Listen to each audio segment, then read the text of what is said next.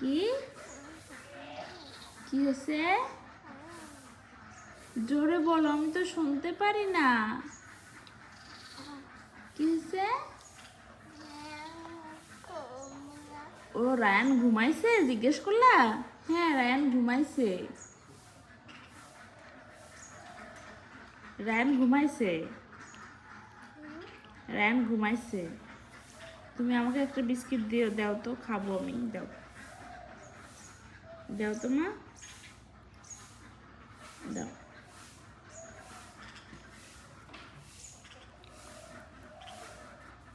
দাও, দাও, দাও।